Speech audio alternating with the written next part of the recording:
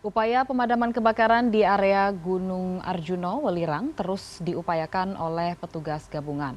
Rabu 6 September, pemadaman dilakukan dengan mengintensifkan waterbombing dari helikopter.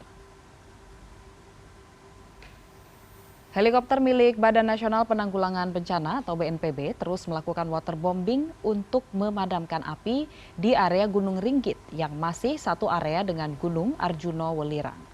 Upaya ini dilakukan karena lokasi titik api termasuk medan yang sulit dijangkau. Dalam satu kali keberangkatan, helikopter mampu mengangkut kantong berisi 1.000 liter air. Pada Selasa kemarin, waterbombing dilakukan sebanyak 38 kali. Selain untuk memadamkan api, waterbombing bertujuan juga membasahi daerah sekitar agar api tidak merembet ke area yang lebih luas.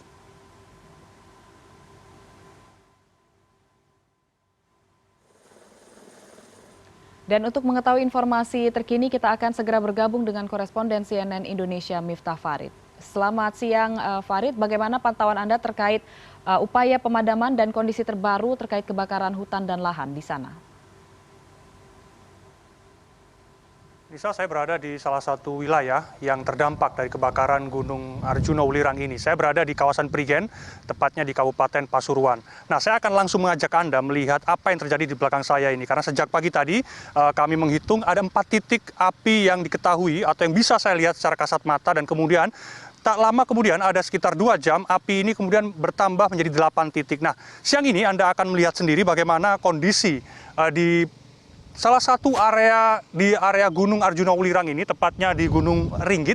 Dan asap-asap yang Anda lihat ini merupakan bagian dari titik api yang kami pantau sejak pagi tadi, mulai dari 4 titik, kemudian sekarang 8 titik, dan pada siang ini api-api tersebut sudah mulai merembet ke area yang tadi siang atau tadi pagi belum disentuh oleh api, sehingga sepintas kita melihat titik-titik itu sudah tidak ada, namun adanya asap yang mengepul dan kemudian merembet ke area sekitarnya ini menandakan bahwa api mulai bergerak.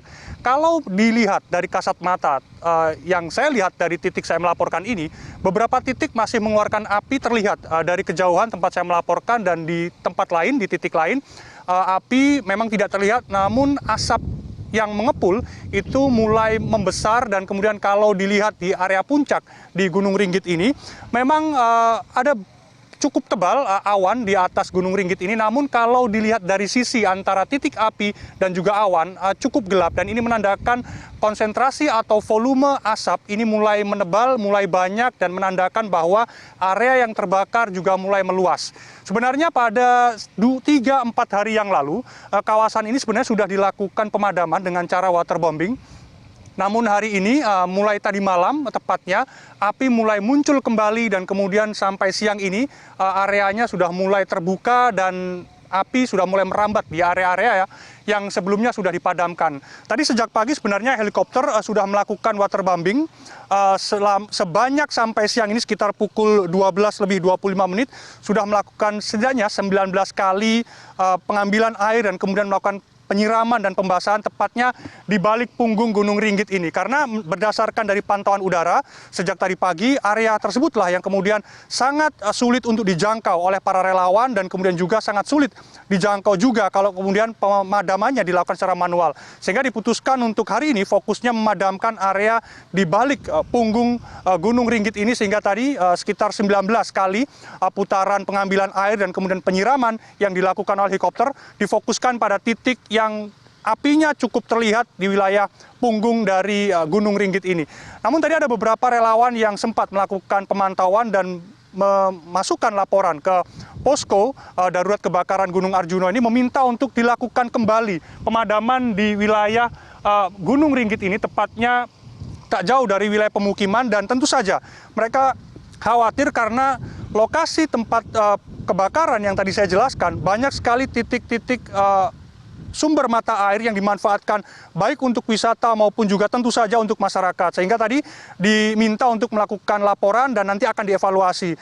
Nisa, yang jelas BNPB, kemudian BPBD dan juga tim relawan sudah sepakat bahwa mereka memprioritaskan wilayah-wilayah yang dekat dengan pemukiman, sehingga mereka fokus baik di wilayah udara maupun di wilayah darat. Mereka melakukan pencegahan supaya api tidak merembet ke area pemukiman yang dari laporan sementara yang tadi saya terima jaraknya sudah hampir 2 kilometer dari wilayah pemukiman, sehingga mereka berusaha membuat sabuk atau parit untuk memisahkan antara api dengan wilayah pemukiman, sehingga mereka melokalisir wilayah api sehingga tidak merembet sampai ke wilayah pemukiman dan juga hutan milik warga. Ini terus dilakukan dan sampai siang ini helikopter dan juga pilot masih melakukan istirahat dan akan dilanjutkan kembali proses pemadaman melalui udara ini pada pukul 13 waktu Indonesia Barat, dan kita berharap proses pemadaman ini bisa dilakukan bukan hanya di balik punggung Gunung Ringgit, tapi juga tempat di wilayah saya melaporkan ini. Anda bisa melihat tadi bahwa kepulan asap sudah mulai membesar dan kemudian dikhawatirkan ini akan merembet ke wilayah yang sebenarnya sudah relatif aman karena 3-4 hari yang lalu sudah berhasil dipadamkan.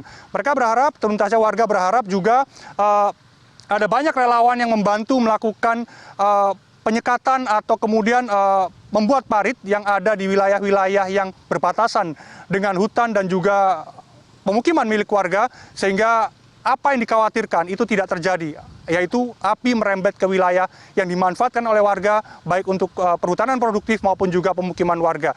Ini tadi saya mendapat informasi bahwa banyak sekali sebenarnya relawan yang diberdayakan, terutama dari warga desa ini tempat saya melaporkan.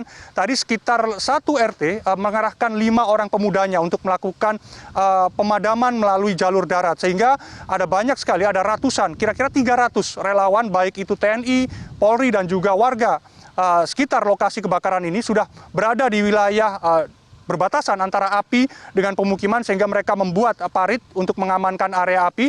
Namun tentu saja mereka mengatakan bahwa angin ini sangat fluktuatif, kadang angin bergerak dari atas ke bawah, kadang juga menyamping, kadang juga ke atas. Mereka khawatir kalau angin ini bergerak dari bawah, dari atas ke bawah, mereka khawatir api ini akan mudah merembet ke area yang sebenarnya sudah dibasahi, karena cuaca di lokasi tempat saya melaporkan ini sangat panas, sehingga ketika dilakukan pembasahan tidak butuh waktu yang lama, area tersebut bisa saja langsung kering, dan ini yang kemudian bisa menyulut api. Karena kalau dilihat dari pantauan udara dan juga video yang kami terima, api-api yang sudah membentuk sabuk ini merupakan wilayah alang-alang atau wilayah rumputan atau ilalang yang kemudian mudah sekali terbakar dalam kondisi yang cukup panas sampai hari ini, Nisa.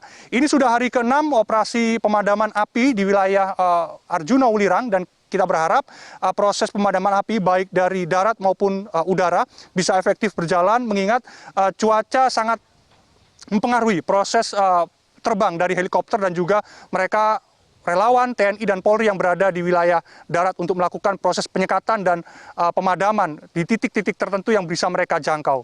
Nisa.